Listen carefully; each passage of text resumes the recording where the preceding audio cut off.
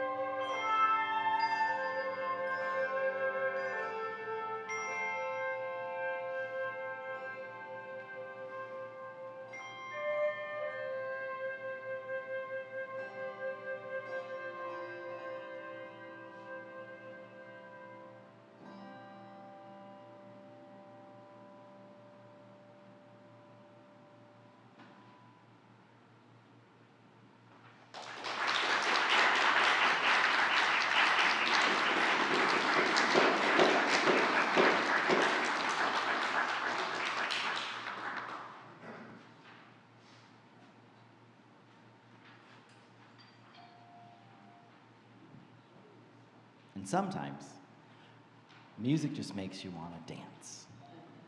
Covered numerous times over numerous decades, I probably know it most famous by the Bubble Man himself, Michael Bublé. We give you Sway.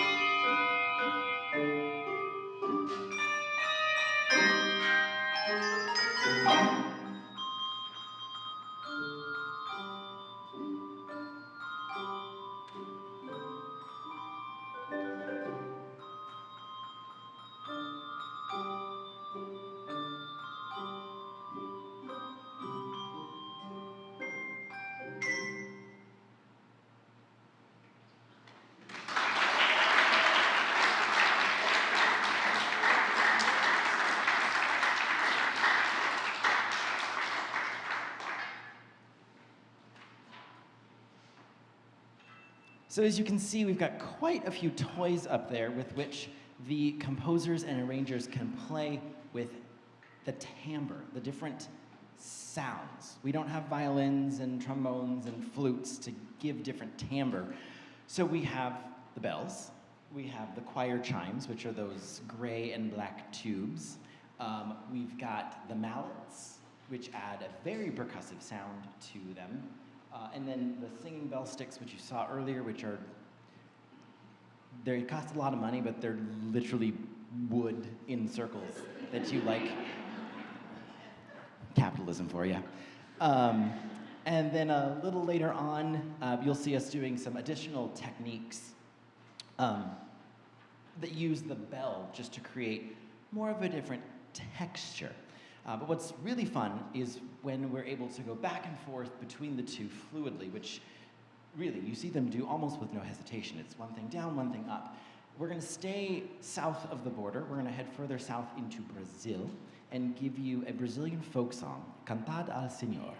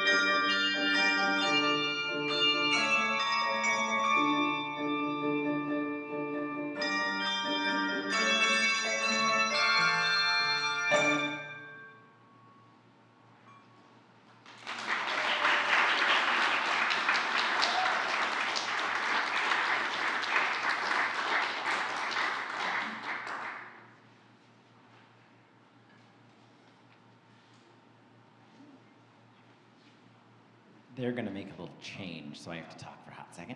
We're going to play one more for you and then give everybody a 10-minute little stretch break, restroom break, breathe break, chat break, check your cell phone break. This one is another popular hymn tune, Shall We Gather at the River? And in context, it's about calling y'all to the big camp town meeting. Come on, y'all, it's time to come back, time to come home. We fortunately had the opportunity to acquire a different set of handbells. And it's not even a full set, it's just like an octave and a half. These bells are different in color. Can we hold one of them up, Krista? So there's our new friends. AD, hold up yours. Great. And then Brendan, hold up your not special ones. So they're kind of bronze to silver. You can kind of see the difference there. The bronze ones are what we've been playing on the whole time. Those are our set of Malmarks, which are the same bells that y'all have here. The silver ones, or the silver nickel ones, are Roland Malin, and they're the oldest thing in this room. They are from about the 1850s, and they're by a bell foundry in Brooklyn in the United States. The Malmarks are made also in the United States, in Pennsylvania, but the Roland Malins are old. And they have a different sound, Krista. It's very distinct. And Krista, if you play them together, your same note together, with your, yep. But with the advent of texture and timbre, we can creatively use them, we can creatively use that dissonance to paint a picture. So when I hear that silver bell, it sounds like something out of a turn-of-the-century movie. It's the school marm calling the kids in from recess. It's the cowbell. It's the triangle. It's, hey, y'all, time to come in, time to come home. And when we get to that section, I want you to just think about how the melodic line interacts with everything else, which is kind of sounding like a river, and yet you can hear that cut out. If you miss your come home for dinner, y'all, that's your own fault. Shall we gather at the river?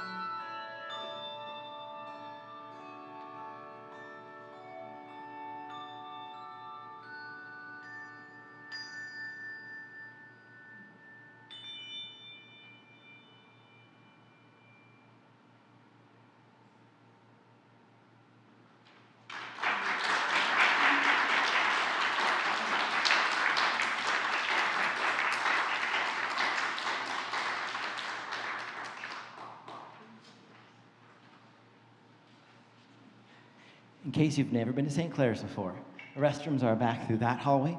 Food is found over this hallway. The exits to your car are found that way. We will meet you back here with no peanuts. Enjoy. See you in about 10 minutes.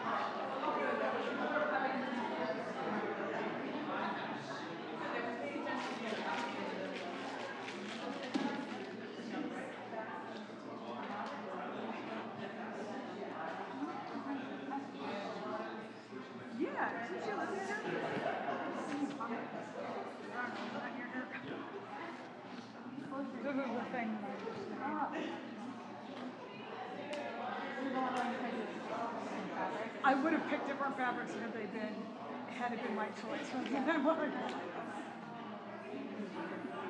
There's not enough contrast between flying geese and background. Yeah, I feel like it's just a whole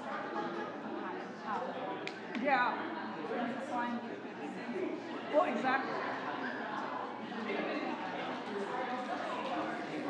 Oh, okay.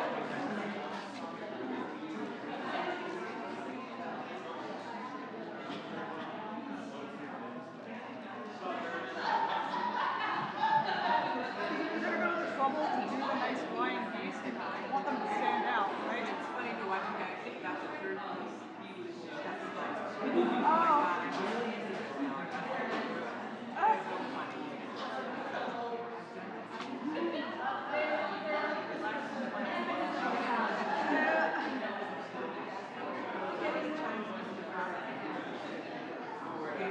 Oh yeah. Is he enjoying it?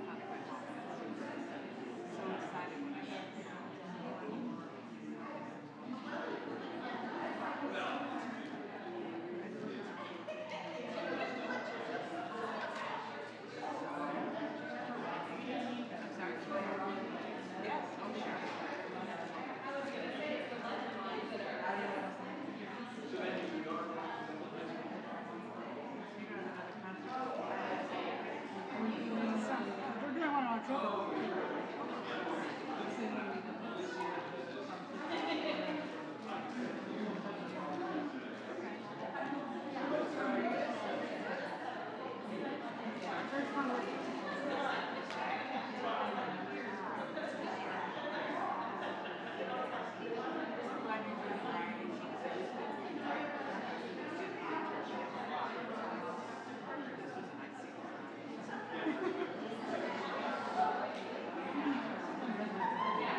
I wouldn't have called it scenic.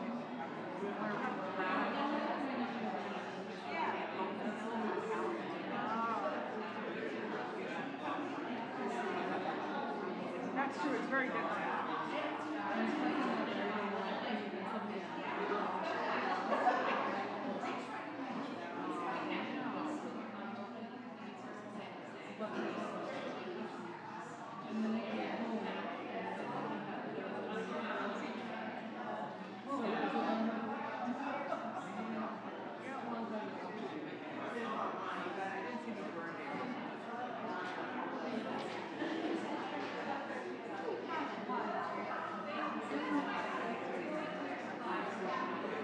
I just checked and the famous ice cream place is in Pleasanton. So we should consider going after the concert. There's a famous ice cream place in Pleasanton. And so we should consider going. It's all soft ice cream, but they have lots of different flavors and stuff. Oh, I don't know. I haven't looked at that yet. I have not looked at it. It's out there. So I was freaking out a little bit last night. It's too close to where I live.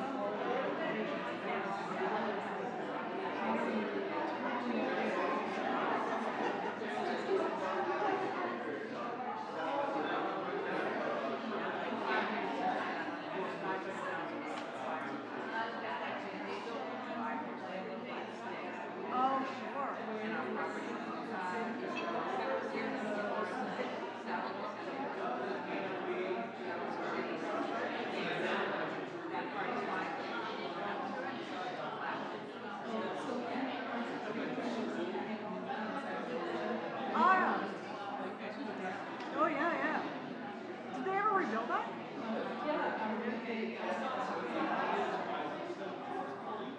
Oh, okay.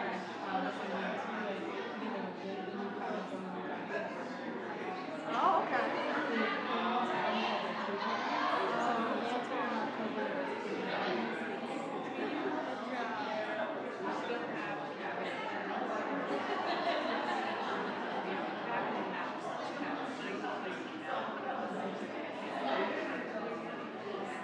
Oh, wow.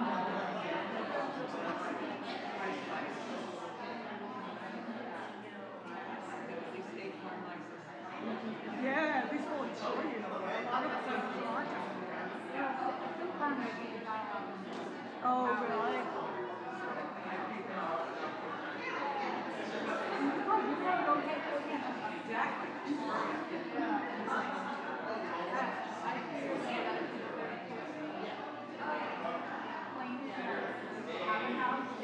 That's it.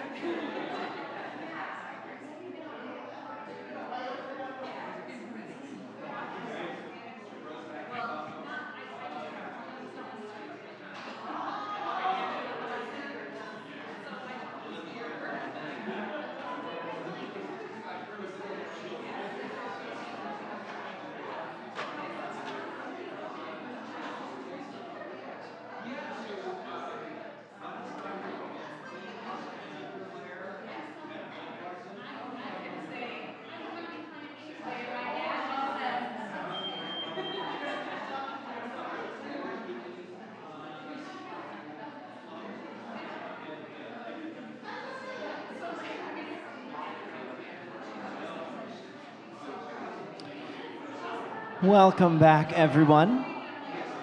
If you wouldn't mind finding your spot. Okay, Gab girls in the corner, I hear you, see you. We're gonna ease back into the second half of our program. It's actually quite fitting with the late day sunlight streaming in with the stained glass window behind us. This next piece, Moonlight Sonata by Beethoven, was written in 1801, and he was halfway on his journey to total deafness. He would fully lose his hearing about 15 years later. So it's remarkable to think that this piece came when he was having such a hard time hearing. As any musician will tell you, our ears are everything. And only 15 years later, he was about 30 when this piece was written, so totally deaf by about 45. If you're ever in the greater Bay Area, which y'all are, I know it's a little bit of a jaunt down to San Jose, but San Jose State University has the Beethoven Center at the Martin Luther King Jr. Library. And it is, outside of Germany, it is the largest collection of Beethoven artifacts, manuscripts, and instruments in the entire world, other than Germany. What they do regularly is they do period lectures and performances on the period instruments in that space, and it's almost always free. So I'd encourage you, if you're a music nerd or you're just looking for some more Beethoven in your life, check out the Beethoven Center, the Ira Brilliant Beethoven Center at the Martin Luther King Jr. Library in downtown San Jose. I had the fortunate ability to hear this piece performed on the period instrument, which was a pianoforte at the time, but they're tuned differently. Think of the pianos during that time period as your iPhone. Every year there was a different piano. Every year it was different. And composers are writing these pieces and it's like, oop, the instruments changed. Oop, the instruments changed. It's just like your iPhone. The moment you get it, Apple's like, surprise, now it's a pull down instead of a push up. And, oh, we're gonna take this away. That was the piano at that time. We're gonna take Beethoven's Moonlight Sonata, we're abridging it and doing just the part that works really nice for bells. And we're actually gonna do the entire thing on choir chimes, which more mimics the pianoforte that Beethoven had available in his time. Just to, again, give a different texture and timbral feel to this piece. So we give you Beethoven's Moonlight Sonata.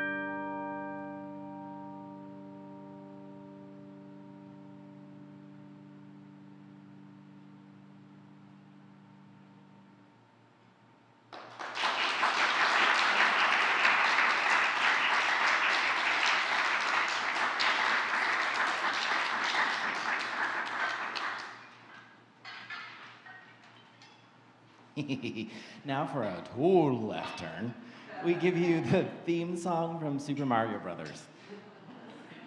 Sometimes it's fun to make beautiful, pretty, ooey gooey music.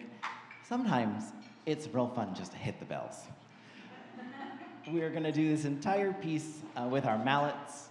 For those of you that are video game fiends or grew up with it when it originally came out, we've added a couple of moments where Mario ducks up, hits the box, and some coins come out. Don't worry, there's no surprise coins being thrown at you, just a fun little sound effect. Did I buy you enough time? I don't have much to say about this one. Okay, cool. This is the theme from Super Mario Brothers, all with mallets. For you musicians in the room, the whole thing's syncopated, so it's not for me.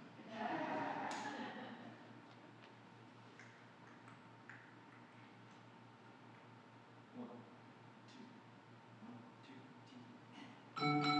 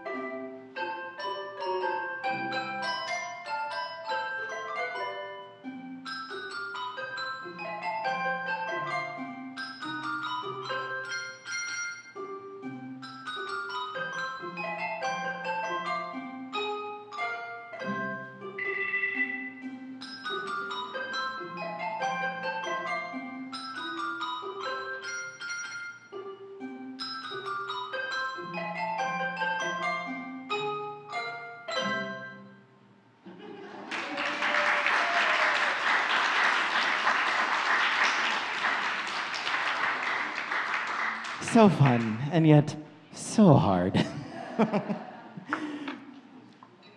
It's just fun to show our audiences just the broad breadth of spectrum that the bells can play. We can play pretty much anything, from serious to funny. People write music for bells all the time. It's just a ton of fun. As I mentioned earlier, we are an all-community ensemble. We are a performing ensemble under the larger branch of our parent organization, which is Handbill Ventures. Handbill Ventures is a group of folks that got together and said handbells should be accessible and available to everyone. And so, Handbill Ventures supports Bay Bells and our other performing ensembles in that, we want to get out into the community, do our performances, let people join us. We are not some exclusive organization. You don't have to like sign over your first child and be a member of like this church to play these things. We're a community ensemble. We take you as you are, where you're at, warts and all. We just ask you to like not touch people with warts. It's passable.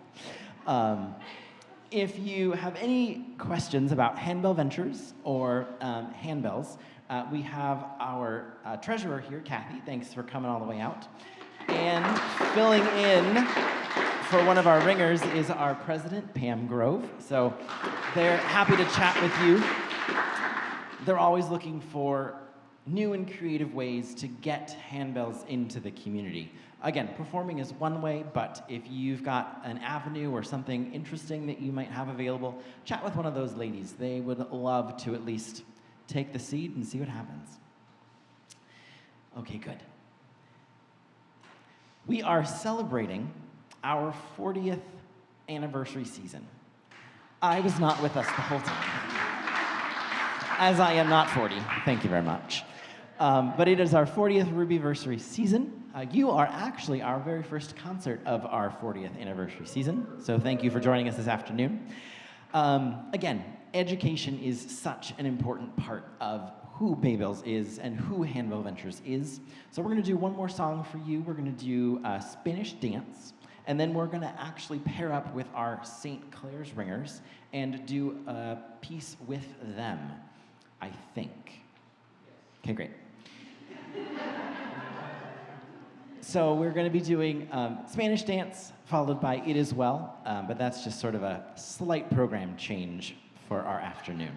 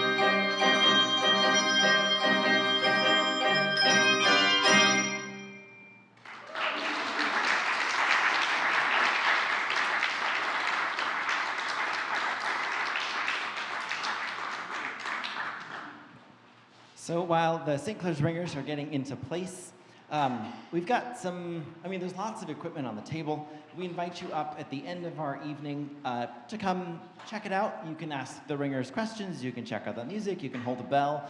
They may ask you to put on some gloves, just because the oils from our hands tend to tarnish the bells quicker, and there's a reason nobody has much of a silver service anymore, because nobody wants to polish it. Same thing with the bells. Nobody wants to polish them, so we try and keep our hands off them as much as possible. But down there at the end, we have two fun toys. Aluminum weighs much less than bronze. These bells get real heavy down here. Much lighter. Much more fun to ring. You'd have to go to the gym weekly just to ring these if they were bronze. And then way up at the following end, some of the equipment up there, it's like the size of a quarter. It's our little Tinkerbell. So lots of equipment to come check out and explore. Again, it is so fun to partner with the St. Clare Ringers to present this beautiful hymn, It Is Well.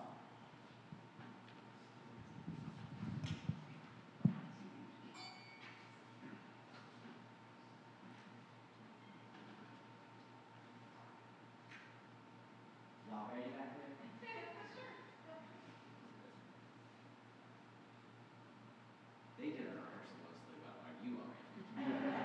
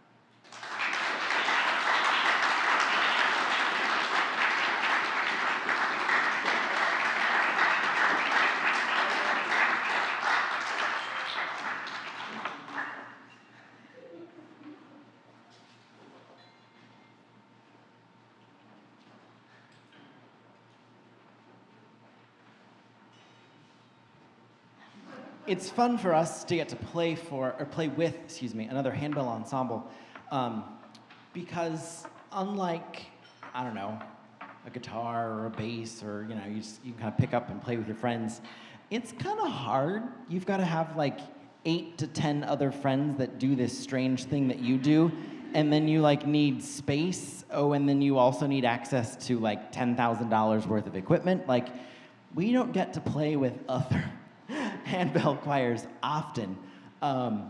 Or even worse, we like to like borrow people from other ensembles. So even if I have a friend that's a director, chances are 2 of the people in my ensemble also probably play her ensemble. So it's like, oh, we're gonna share. Okay, what are we doing here? So it's super fun. St. Clair, thank you for giving up your afternoon and coming to play with us. Super fun to have you join us.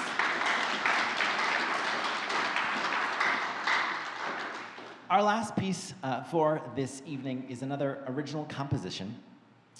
It involves a technique that you've seen us use a couple different times. As you can see on the tables in the back, there's about 4 or 5 inches of foam underneath these, the bells. So they won't get damaged when we do our martellato, which is when we press the bell into the table to give a real a deadened percussive sound. This piece is called Martellato Madness because we do that most of the time. It is a fun percussive way to end our concert, all about texture, timbre, and tintinnabulation. We give you Valerie Stevenson's Martellato Madness.